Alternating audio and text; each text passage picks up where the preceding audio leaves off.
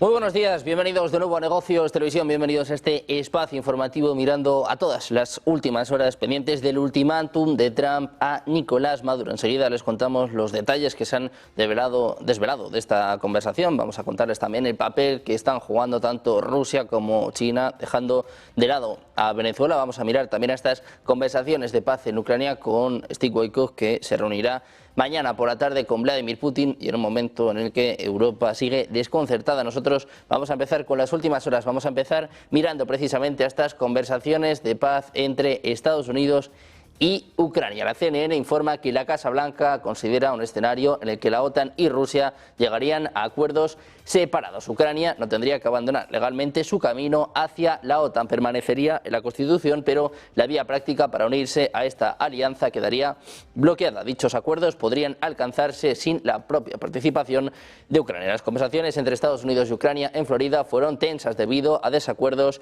territoriales. La parte estadounidense presionaba por la retirada de las tropas ucranianas del Donbass, mientras que Ucrania afirmaba que era imposible, que también declaró que no abandonaría sus aspiraciones de unirse a la OTAN, argumentando que modificar la Constitución en aras de un acuerdo sentaría un mal precedente. La cuestión de las garantías de seguridad también seguiría sin resolverse. Esto decía Rubio, dice que queda mucho trabajo. Also the terms that set up Ukraine for long-term prosperity. I thought we started laying the groundwork for that most certainly in Geneva. I think we continued that work in our communications throughout the week. I think we built on that again today, but there's more work to be done. This is delicate, it's complicated, there are a lot of moving parts, and obviously there's another party involved here that'll have to be a part of the equation, and that'll continue later this week when Mr. Witkoff travels to Moscow, although we've also been in touch in varying degrees with the Russian side, but we have a pretty good understanding of their views as well. So much work remains, but today was again a very productive and useful session where I think additional progress was made, and we continue to be realistic about how difficult this is, but optimistic, particularly given the fact that as we've made progress, I think there is a shared vision here that this is not just about ending the war, which is very important. It is about securing Ukraine's future, a future that we hope will be more prosperous. Por su parte, el secretario del Consejo para la Seguridad de Ucrania, Rustem Umerov, responsable de estas negociaciones sobre el plan de paz, confirmaba esas conversaciones productivas con representantes estadounidenses. Decía que está en juego el futuro de Ucrania. Discussing about the future of Ukraine, we discussed all the important matters that are important for Ukraine, for Ukrainian people, and the US was super supportive.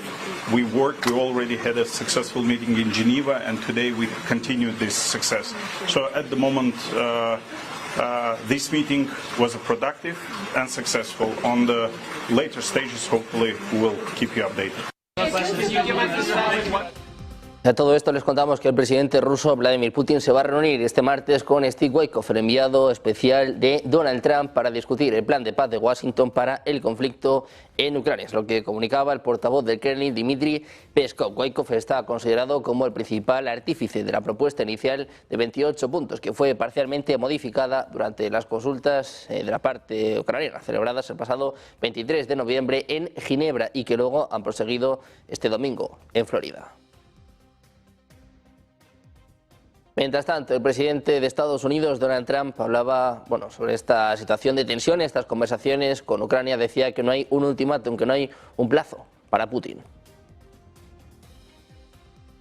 Going along, and they're going along well. We want to stop people from being killed. It doesn't have much to do with us, but I'd like to see if we could save a lot of souls. A lot of people are being killed. Last month we had 27,000 people killed in that ridiculous war that should have never happened. It would have never happened if I were president. Have you spoken with Rubio and Witkoff since I have, yeah. I've spoken to them, and they're doing well.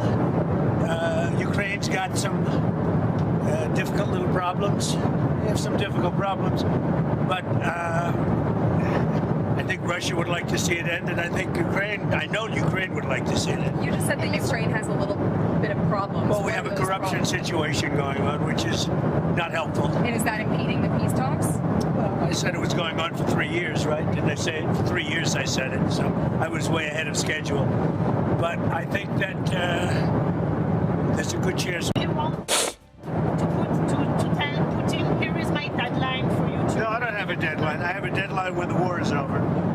And hopefully hopefully the war is going to be over. 27,000 people killed last week. 27,000 over the last 3 or 4 weeks. 27,000 people killed. And just That war should end. following up, can you tell us what day Witkoff is going to meet with Putin? And then on that, is that meeting... Sometime next week.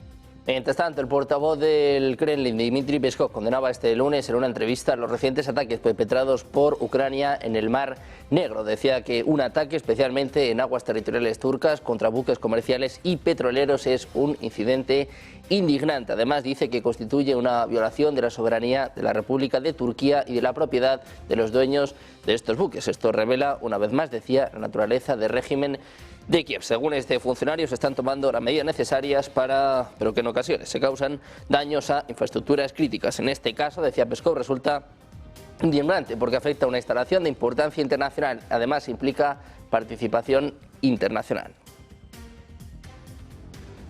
Por su parte, el presidente de Ucrania, Volodymyr Zelensky, lo veían hace escasos minutos, se reúne este lunes en París por segunda vez en 2 semanas con su homólogo francés, Emmanuel Macron, para hablar sobre las condiciones para una paz justa y duradera en su país, el mismo día en que el enviado especial estadounidense, Steve Witkoff, se dirige a Moscú para entrevistarse con el presidente ruso Vladimir Putin. Macron ya ha recibido a Zelensky en el Palacio del Elíseo, donde abordarán las últimas evoluciones sobre el plan de paz estadounidense. Se espera que a las 12:30 celebren un almuerzo que irá seguido durante la tarde, a eso de las 3 de la tarde, por unas declaraciones a la prensa de ambos mandatarios, en lo que apunta la agenda facilitada por la presidencia francesa.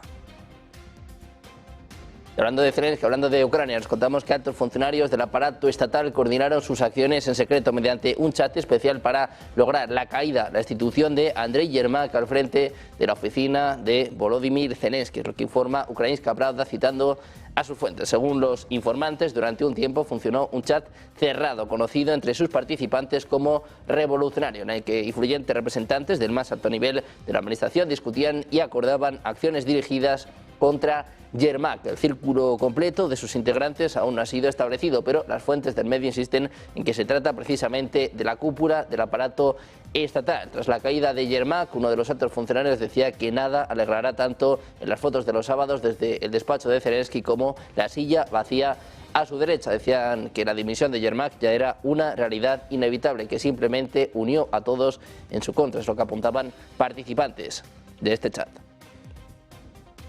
A todo esto les contamos que la OTAN evalúa la opción de ser más agresiva hacia Rusia en respuesta a los supuestos ataques que el país euroasiático ha perpetrado contra las regiones, lo que afirma Financial Times según declaraciones del almirante Giuseppe Cabo Dragone, presidente del Comité Militar del bloque. Decía, estamos estudiándolo todo. En materia cibernética somos más bien reactivos. Estamos estudiando todo y dice, bueno, pues que un ataque preventivo contra Rusia podría tomarse como una acción defensiva. Sin embargo, aseguraba que esto está lejos de su forma de pensar y de comportarse. Decía, cómo se logra la disuasión, ya sea a través de represalias o mediante un ataque preventivo, es algo que debemos analizar en profundidad porque, decía, bueno, pues que podría haberlo en el futuro. No obstante, este medio resaltaba que numerosos diplomáticos, especialmente de Europa del Este, han recomendado que el bloque asuma una posición de contraataque en lugar de ser meramente reactivo. Precisamente en Europa, la alta representante de la Unión Europea para Asuntos Exteriores y Seguridad, Kaja Kallas, afirmaba este lunes que si Ucrania estuviera acompañada de la Unión Europea en sus reuniones en Estados Unidos sobre la paz con Rusia sería mucho más fuerte. Decía, los ucranianos están solos, si estuvieran junto a los europeos sin duda serían mucho más fuertes, pero confío en que los ucranianos se defiendan por sí mismos, lo que apuntaba a su llegada a un Consejo de Ministros Comunitarios de Defensa, preguntada por si piensa que Washington puede garantizar una buena solución para Ucrania. También atentos a la advertencia del empresario multimillonario Elon Musk. Decía este lunes que piensa que la guerra es inevitable y que ocurrirá en 5 años o 10 como máximo, aunque no especificó a qué guerra se refería. Más publicó su comentario en respuesta a una publicación en X que afirmaba que las armas nucleares previenen las guerras o incluso amenaza creíble de guerra entre las principales potencias. Musk también apoyaba la opinión de esta publicación de otro usuario que afirmaba que el alcalde electo de Nueva York, Zohran Mamdani, y la representante demócrata de Estados Unidos por Minnesota, Ilhan Omar, no deberían estar en el gobierno de Estados Unidos. Decía, advertía que serán la perdición del país. Mientras tanto, la secretaria de Seguridad Nacional de Estados Unidos, Kristi Noem, decía a NBC News este domingo que las autoridades de Estados Unidos piensan que el tirador que mató a un miembro de la Guardia Nacional e hirió a otro en Washington, D.C., se radicalizó en Estados Unidos. En el programa Meet the Press de la NBC, Noem afirmaba que el sospechoso, un afgano identificado como Ramanullah Lakanwal, se había radicalizado desde que llegó a su país. Explicaba además que piensan que se debió a conexiones en su comunidad y estado de origen. Dice además que seguirán hablando con quienes interactuaron con él. El Servicio de Ciudadanía e Inmigración de Estados Unidos suspendió indefinidamente todas las solicitudes de migración de ciudadanos afganos tras este ataque. El presidente de Estados Unidos, Donald Trump, calificó el tiroteo de acto terrorista. Estaba a reexaminar todos los extranjeros que han entrado a su país desde Afganistán bajo el mandato de Joe Biden. Un Donald Trump que también decía a los periodistas a bordo del Air Force One que su administración podría imponer restricciones a largo plazo al asilo para ciertas naciones. A preguntarle cuánto tiempo podrían durar estas medidas, Trump respondía que piensa que mucho tiempo, que no quieren a esa gente, que ya tienen suficientes problemas. Añadía que no hay un plazo establecido para levantar esta prohibición. Trump citaba a Somalia como ejemplo de un país que podría enfrentarse a restricciones a largo plazo. Los comentarios siguieron a la decisión de su administración de revisar y suspender el asilo de países seleccionados después de que 2 miembros de la Guardia Nacional recibieran disparos graves cerca de la Casa Blanca. Todo esto en un momento en el que el foco sigue puesto en Venezuela. Legisladores estadounidenses están iniciando investigaciones sobre informes de que el ejército llevó a cabo un segundo ataque para matar a los supervivientes de un ataque de septiembre contra un presunto barco de tráfico de drogas venezolano, después de que The Washington Post informara que el secretario de Defensa, Pete Hegseth, había ordenado a las fuerzas que mataran a todos a bordo. Tanto el Comité de Servicios Armados del Senado como el de la Cámara de Representantes, liderado por republicanos, dijeron que están exigiendo respuestas del Pentágono y que están llevando a cabo una supervisión vigorosa. Los líderes de ambos partidos dijeron este domingo que, de ser cierto, un ataque posterior contra estos supervivientes podría ser ilegal. Mientras tanto, el presidente de Estados Unidos, Donald Trump, confirmaba que habló por teléfono con el presidente venezolano Nicolás Maduro. No ofreció más detalles y decía a los periodistas que la conversación se llevó a cabo. Cuando le preguntaron si el intercambio fue positivo, fue bien, Trump decía que él no apuntaría en esa dirección. Presionado sobre si los ataques contra Venezuela eran inminentes, Trump decía que no le den demasiada importancia. Sus comentarios se produjeron después de que Estados Unidos ordenara el cierre de los cielos sobre Venezuela.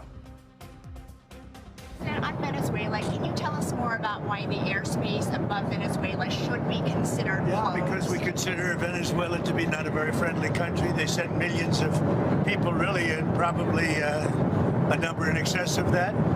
And a lot of those people shouldn't be in our country, from jails, from gangs, from drug dealers, from all of the people that came into our country shouldn't have been in our country, causing a lot of problems. Does your warning and drugs. Does your warning mean that an airstrike is imminent, or should we not read it that way? Don't read anything into it.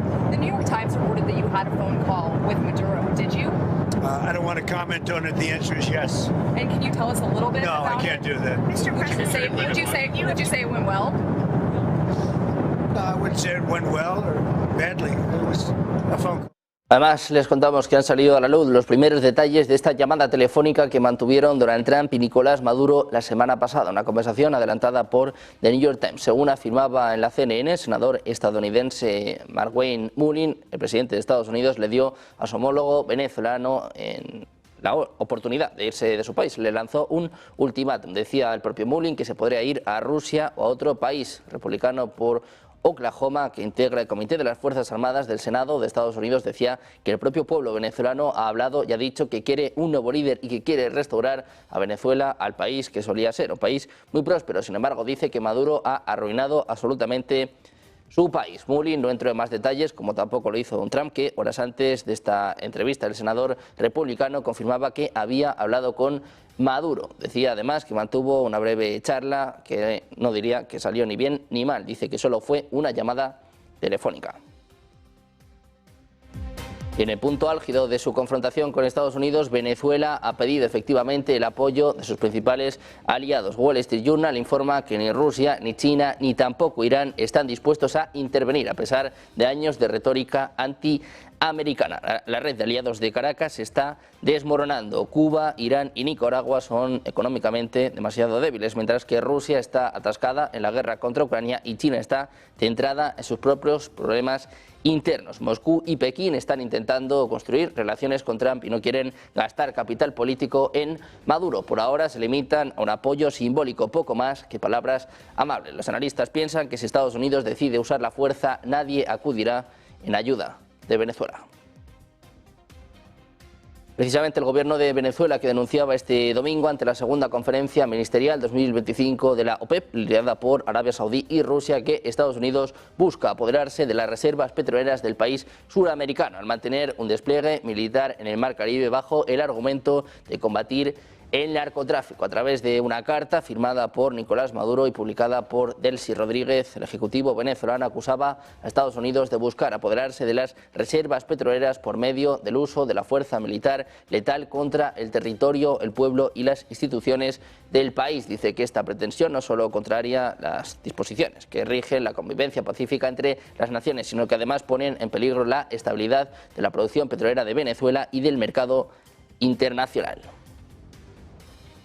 Pendientes de la tensión con Venezuela, el foco puesto en las últimas horas acerca del 3i Atlas, mirando también a la tensión en los mercados, sobre todo con el foco puesto en Bitcoin. Vamos a hacer una pequeña pausa, 2 minutos, enseguida más información en Negocios Televisión.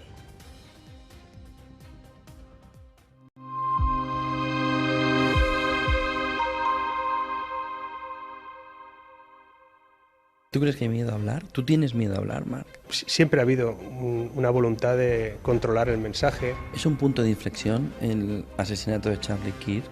Pero vamos a ver. Eso significa que hay cámaras por todas partes. Ese tipo ha pasado por ahí, 10 minutos has pasado tú. Las posibilidades de que alguien diga, ¿no será ese o es el otro? ¿Cuál es? No, es que este no lleva gorra. Ah, entonces no es. Pero ya saben que has pasado por allí y a lo mejor tú no quieres que sepa nadie que has pasado por allí. O sea, la gente no se da cuenta que estamos en un estado policial y lo que están procurando es que no seamos tan individuos, sino más rebaño. Si nos despertamos dentro de 15 años, estaríamos en un mundo que ahora nos parecería distópico. Y vamos a eso por la desidia social. La gente se traga lo primero que le llega. Cuando el problema de la desinformación es un problema del que escucha. No siempre lo que dices es correcto. Y no siempre es porque tú quieres emitir algo incorrecto. Puedes equivocarte o que no se puede uno equivocar ya en esta vida.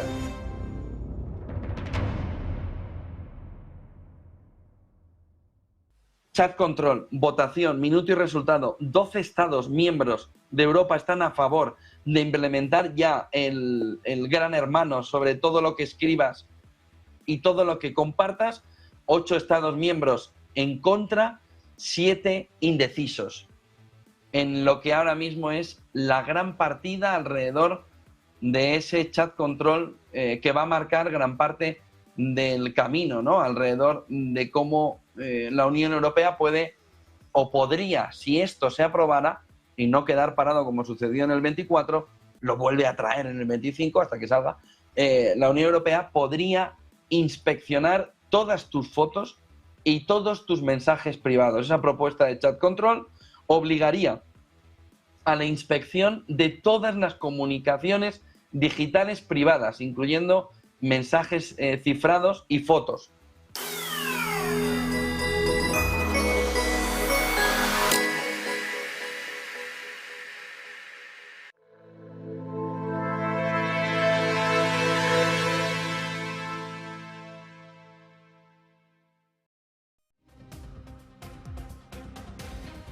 Seguimos en Negocios Televisión, seguimos atentos a las últimas horas con el foco puesto en la ciencia. Les contamos que el cometa 3i Atlas, el tercer objeto interestelar conocido que ha ingresado a nuestro sistema solar, se encuentra en el centro de un debate científico sobre su futuro. Este cuerpo, que no está limitado por la gravedad solar, va a experimentar un cambio significativo en su trayectoria que, según expertos, será dictado no solo por la física conocida, sino por anomalías sin explicación natural. Un estudio reciente expone que la intervención de Júpiter en 2026 va a reescribir su ruta hacia el espacio interestelar. Descubierto por el sistema Atlas de la NASA el 1 de julio de 2025, el cometa 3i Atlas ha capturado la atención de la comunidad científica. Su alta velocidad, cercana a los 58 km por segundo, al entrar en nuestro sistema, le convierte en el objeto interestelar más rápido detectado hasta ahora. Su trayectoria hiperbólica confirma un origen externo, lo que permite estudiar materiales procedentes de regiones remotas de la Vía Láctea. Los análisis dinámicos indican que este enigmático visitante habría llegado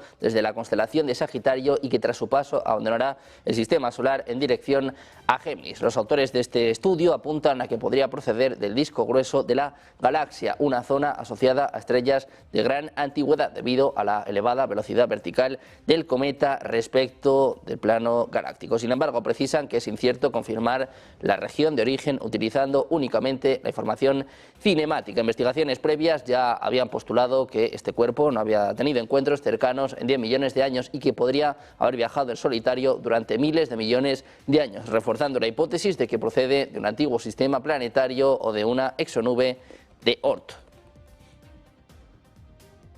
Les contamos también que la ciencia ha mantenido un seguimiento constante del visitante interestelar Tersiadras, un objeto cuya trayectoria y características han generado atención global desde su descubrimiento. Aunque la comunidad científica lo ha catalogado como un cometa, el comportamiento inusual que presenta ha alimentado miles de debates online. La ciencia insiste en que no existen pruebas que indiquen que Tersiadras tenga un origen artificial, pero el creciente interés del público ha provocado que teorías alternativas se expandan con gran velocidad en las redes sociales. En particular, en Reddit se ha formado un intenso intercambio de opiniones después de que comenzara a circular un supuesto memorándum filtrado atribuido a la NASA. Los usuarios afirman que este documento clasificado describe propiedades anómalas del cometa y una orden de mantener silencio. La ciencia y los astrónomos han advertido que no hay evidencia de que el documento sea auténtico, pero los debates continúan multiplicándose. La narrativa de un presunto encubrimiento mantiene a miles de personas revisando cada actualización sobre Tersiadras. De acuerdo con lo que circula en Reddit, este supuesto memorándum describe Tersiadras como